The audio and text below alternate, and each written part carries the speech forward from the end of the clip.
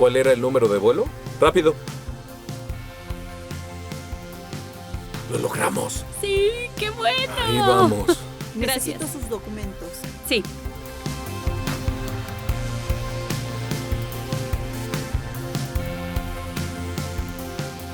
Se puede decir que es la persona más famosa en la historia. Más de 2.000 millones de personas afirman seguirlo. Eso es 1/3 de la población mundial. Es representado en el arte y la literatura, más que cualquier otra figura.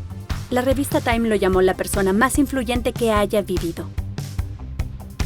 Pero ¿quién es Jesús? Gran parte de mi vida no fui cristiano. Yo provengo de una familia de abogados litigantes mediadores.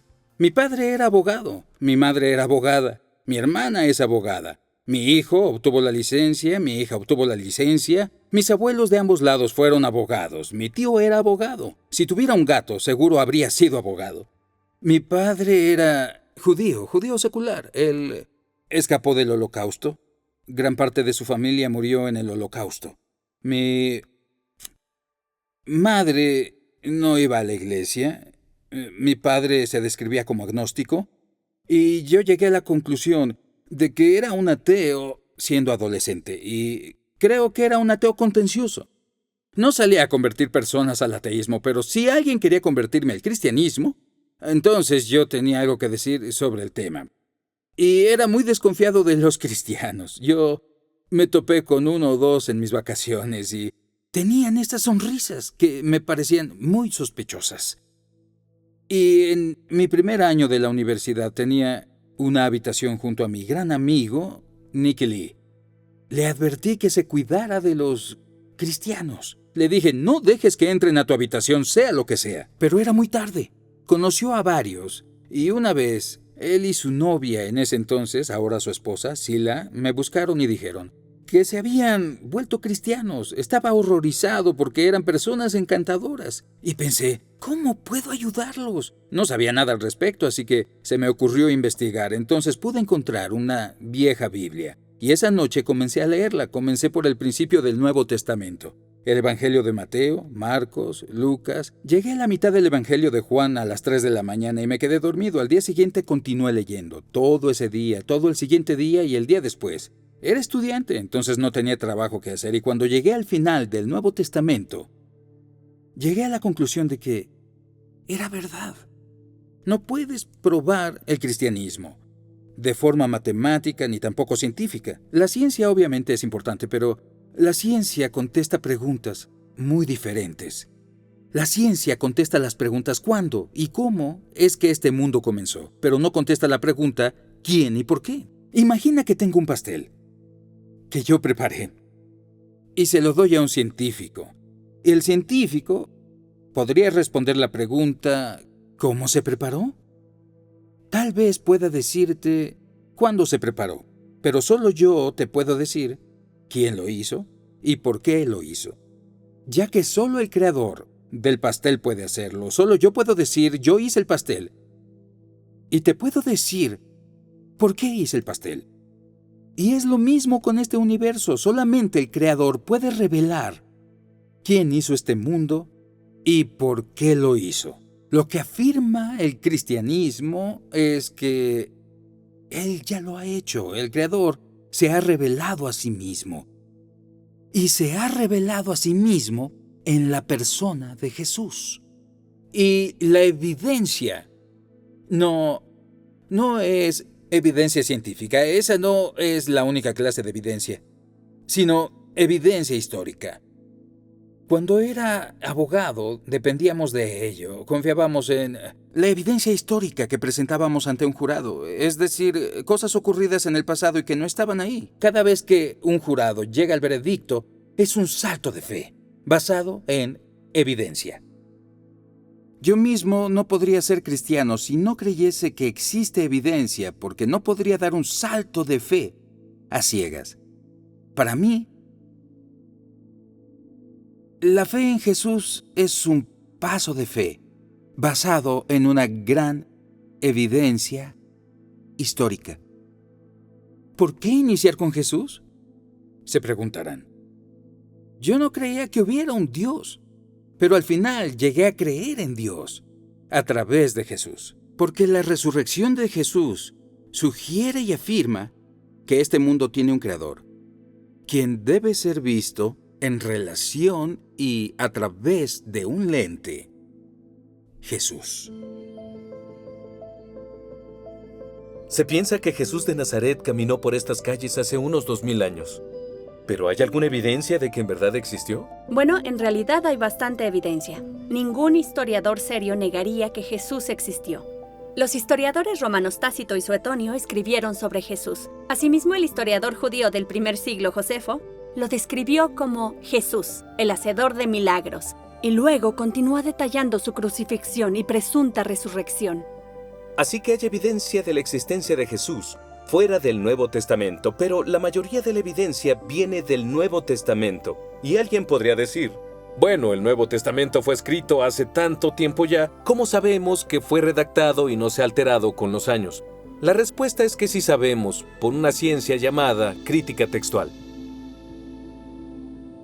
La crítica textual examina el número de copias de textos antiguos que están disponibles en la actualidad e investiga el lapso de tiempo entre el documento original y la copia más antigua que existe. Básicamente, entre más manuscritos tengamos y entre más antiguos sean, de hecho existirá todavía menos duda sobre el original.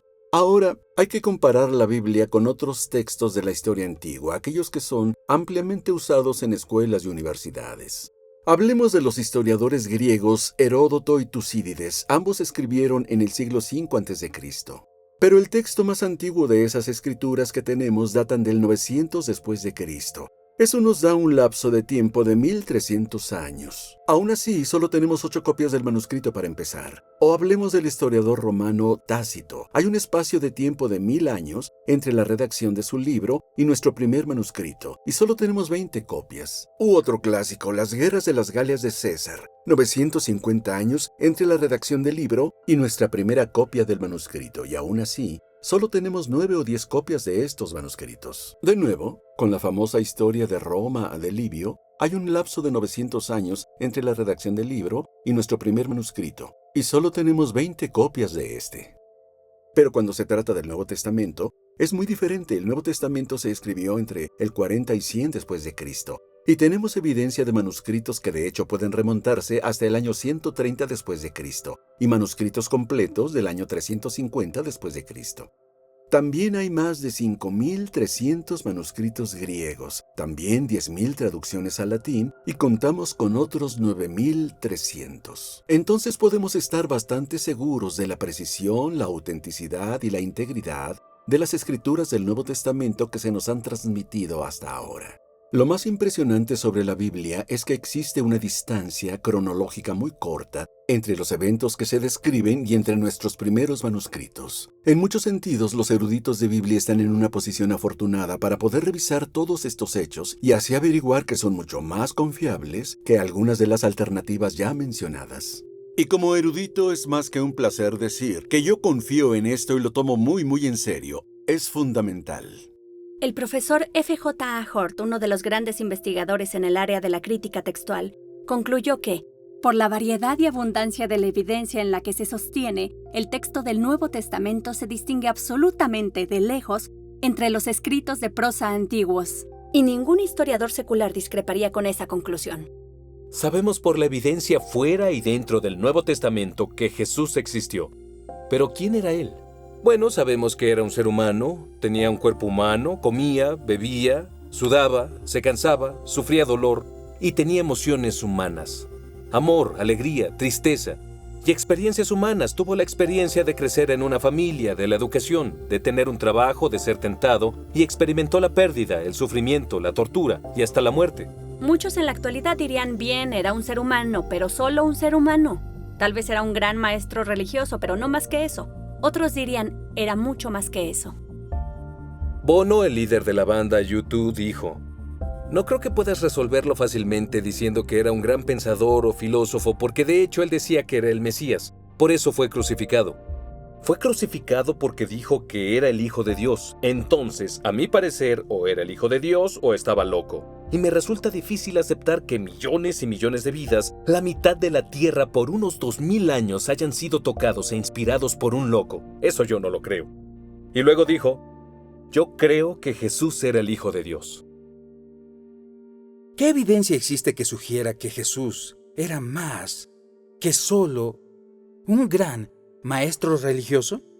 Hay dos partes en este argumento. La primera es, ¿cómo se consideraba Jesús a sí mismo? Si no creía que era Dios, es el final del argumento. Pero si creía, el siguiente argumento es, ¿tenía razón? Entonces, ¿qué es lo que decía Jesús sobre sí mismo? Nuestra primera evidencia es el hecho de que sus enseñanzas se centraban en su persona. Los grandes maestros religiosos alejan la atención de ellos. Dicen, no me miren. Miren a Dios. Jesús, quien personificaba la humildad al señalar a Dios, se señalaba a sí mismo. Decía, vengan a mí. Hemos hablado de esta búsqueda de sentido y propósito, la sensación de un hambre espiritual que otras cosas no logran satisfacer. Jesús decía, yo soy el pan de vida. Yo soy el único que puede satisfacer esa hambre espiritual. Las adicciones son un grave problema en nuestra sociedad. Jesús dijo, si el Hijo, en otras palabras, si Él mismo los libera, serán ustedes verdaderamente libres. También hay cosas que llevamos adentro. Preocupación, ansiedad, culpa, miedo. Jesús dijo, vengan a mí todos ustedes que están cansados y agobiados, y yo les daré descanso. Él dijo, quien los recibe a ustedes, me recibe a mí. Y quien me recibe a mí, recibe al que me envió. El que me ha visto a mí, ha visto al Padre.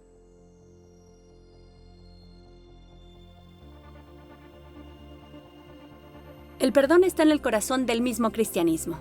Jesús se presentó y dijo, sus pecados son perdonados. Si alguien peca contra ti, puedes perdonarlo, pero no puedes decirle a la gente, tus pecados son perdonados. Cuando Jesús dijo eso, los escribas dijeron, ¿quién puede perdonar los pecados si no es Dios? Pero Jesús afirmó que podía hacer eso. De hecho, Jesús dijo que había venido a dar su vida para que podamos ser perdonados. Una de las afirmaciones que Jesús hizo la encontramos en el Evangelio de Juan, capítulo 10, versículo 30. Jesús dijo, el Padre y yo somos uno. Ahora, hacer una afirmación como esta era vista por los líderes religiosos como una blasfemia. Era equivalente a afirmar que es Dios, y el castigo por esto era apedrearlo hasta matarlo. Algunos incluso recogieron piedras, y luego Jesús les dijo, les he mostrado muchos milagros de mi Padre, ¿por cuál de estos me van a apedrear? No te apedrearemos por ninguno de estos, respondieron, sino por la blasfemia, porque tú, un simple ser humano, afirmas ser Dios. Creo que cuando vemos toda la evidencia, está claro que Jesús sí hizo esta afirmación. Es una extraordinaria afirmación. Y una afirmación como esta debe ser examinada. Ahora, si lo consideras, solo existen 3 posibilidades. ¿No era verdad? Y Jesús sabía bien que no era verdad, en cuyo caso era un fraude. ¿O no era verdad? Y solo él no se daba cuenta, genuinamente creía que era el Hijo de Dios, en cuyo caso era un iluso, diríamos que era un demente. Pero lógicamente solo queda una sola posibilidad. Y esta es que es verdad, estaba diciendo la verdad. C.S. Lewis, profesor de Cambridge, famoso por ser el autor de las Crónicas de Narnia, lo pone así. Un hombre que solo era un hombre y dijo las cosas que Jesús dijo, no sería un gran maestro de moral. ¿Estaría loco? ¿O tendría que ser el diablo? Debes decidir. O este hombre era y es el Hijo de Dios, o estaba loco o algo peor. Pero no inventemos una tontería condescendiente de que era un gran maestro humano. Él no dejó abierta esta opción. No era su intención.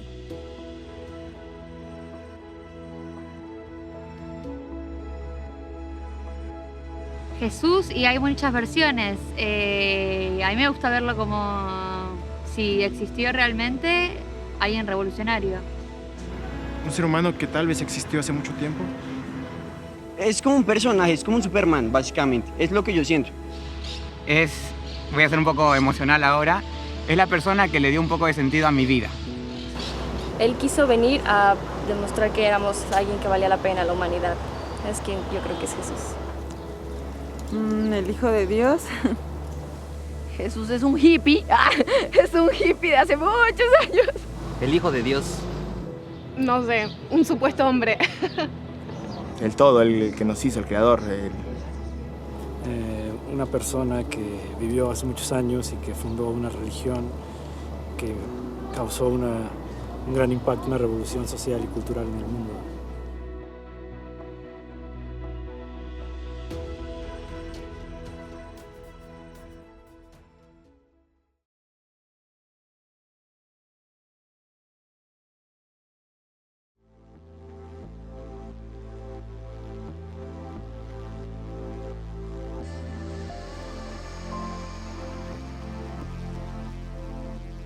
¿Tenía Jesús razón en lo que dijo sobre sí mismo?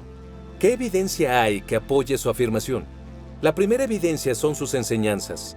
Gran parte del Nuevo Testamento registra varias ocasiones donde la multitud se reunía para escuchar sus enseñanzas. Y en una ocasión, en una montaña como esta, más de 5,000 personas se reunieron para oír las enseñanzas de Jesús.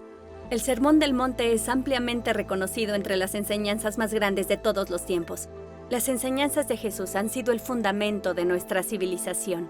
Muchas leyes se basaron originalmente en la enseñanza de Jesús. Ama a tu prójimo como a ti mismo. Traten a los demás tal y como quieren que ellos los traten a ustedes. Y esta totalmente revolucionaria. Amen a sus enemigos. De hecho, hemos avanzado en todos los campos de la ciencia y la tecnología, y aún así, en 2000 años, nadie ha mejorado las enseñanzas de moral de Jesús. Son las palabras más grandes jamás mencionadas. Son las palabras que esperarías que Dios dijera.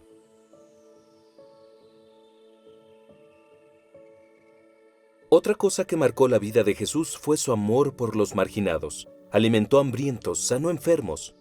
Su carácter ha impresionado a millones que no se consideran cristianos. La revista Time lo nombró el símbolo más representativo de pureza, abnegación y amor en la historia de la humanidad en el Occidente. Era una persona de quien ni sus enemigos encontraban falla, y sus amigos decían que no tenía pecado. Se dice que nuestro carácter se pone a prueba cuando estamos presionados o sufriendo. Y cuando Jesús estaba siendo torturado, dijo: Padre, perdónalos, porque no saben lo que hacen. Otra evidencia es el cumplimiento de las profecías del Antiguo Testamento. Nadie más en la historia ha tenido toda una colección de libros escritos de él antes de que naciera. Jesús cumplió más de 300 profecías del Antiguo Testamento y 29 de ellas en un solo día. Claro, se podría sugerir que era un estafador muy listo que lo hizo deliberadamente para engañar. Leyó todas las profecías y dijo: bien, voy a examinarlas y cumplirlas todas en mi vida. La dificultad con esa teoría es el gran número de estas profecías. Y el hecho de que, humanamente hablando, no tenía control de muchas de estas cosas. Había profecías sobre la forma de su muerte, el lugar de su sepultura, el lugar de su nacimiento. Un estafador astuto diría: supuestamente debería haber nacido en Belén. Es muy tarde. Ahora, nuestra última evidencia. Él conquistó la muerte. La resurrección física de Jesús es la piedra angular del cristianismo.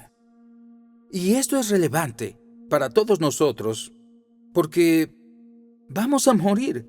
Es un hecho definitivo. Morimos todos. ¿Vas a un funeral? El ataúd es sepultado en la tierra. Eso parece como algo definitivo. Y lo es. A menos de que Jesús muriera, fuera sepultado y luego volviera a la vida. En cuyo caso, la muerte ha sido conquistada. ¿Pero esto es solo una ilusión?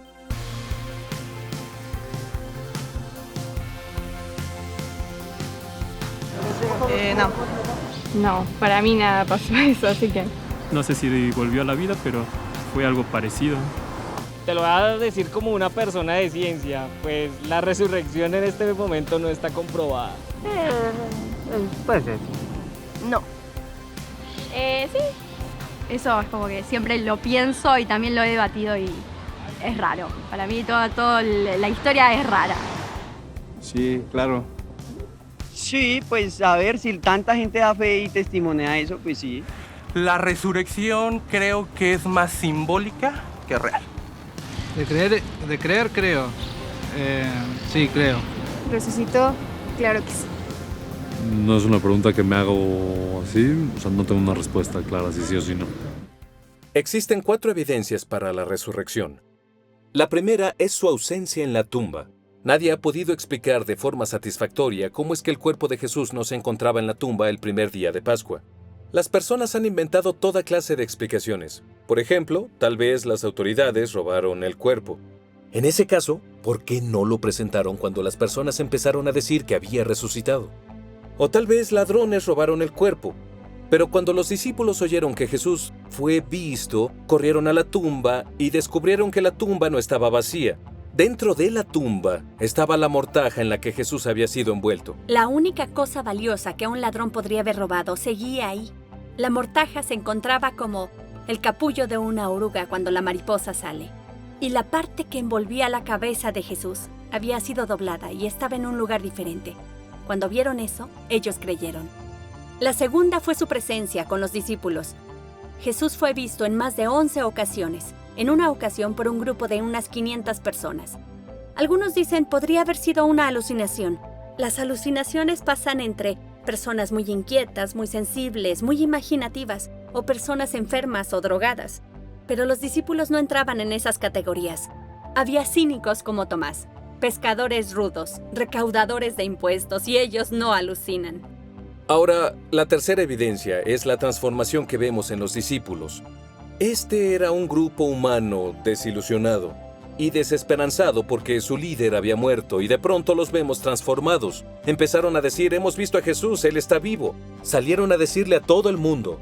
Y después, prácticamente todos fueron asesinados, crucificados, torturados, decapitados debido a lo que creían. Si engañaban a las personas, solo tenían que decir: no es verdad. Pero nunca lo dijeron porque sabían que era verdad. La resurrección transformó sus vidas, y como resultado, este extraordinario movimiento se extendió a todo el mundo conocido.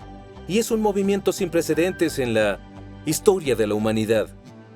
Y la cuarta sigue pasando en la actualidad. Ahora hay más de 2.300 millones de cristianos en el mundo, de todas las etnias, continentes, economía, nacionalidad, sociedad e intelecto. Todos ellos hablan de este encuentro con Jesús resucitado.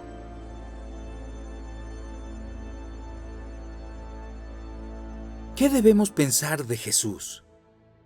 Me parece muy claro que Jesús realmente afirmó ser un hombre cuya identidad era Dios. Y cuando revisamos la evidencia de sus enseñanzas, su vida, su carácter, el cumplimiento de las profecías y su resurrección, decir que estaba loco o era un fraude me parece absurdo, ilógico, de hecho, impensable. Por otro lado, tenemos la evidencia más sólida que existe de que lo que Jesús dijo sobre sí mismo era verdad. Y cuando yo miré la evidencia, cuando leí el Nuevo Testamento, llegué a la conclusión de que era verdad. No quería volverme cristiano, porque pensaba que si me volvía cristiano, la vida sería muy miserable desde ese momento, y traté de posponerlo. Pensé, seré cristiano cuando esté en mi lecho de muerte. Luego me di cuenta que eso no sería intelectualmente honesto. Entonces, a regañadientes, fue que dije, de acuerdo, sí. Y en ese momento, todavía puedo recordar ese momento con claridad. Bajó de aquí, de mi cabeza, convencido de que era verdad. Aquí a mi corazón, tuve la experiencia de una relación hermosa con Jesús. Y encontré lo que, en retrospectiva, inconscientemente había estado buscando siempre. Algo que pudiera darle el máximo sentido y propósito a mi vida, y este era el último lugar en la tierra donde esperaba encontrarlo. Pero en ese momento descubrí que lo que Jesús dijo era verdad. Jesús dijo: yo he venido para que tengan vida y la tengan en abundancia. Realmente es verdad que Dios se reveló a sí mismo en Jesús. Jesús en verdad es quien afirmó ser. Jesús realmente resucitó. Hay esperanza después de esta vida. Hay esperanza para esta vida. Ahora mismo, en esta vida, en un encuentro con Jesús, encontramos vida y vida en abundancia.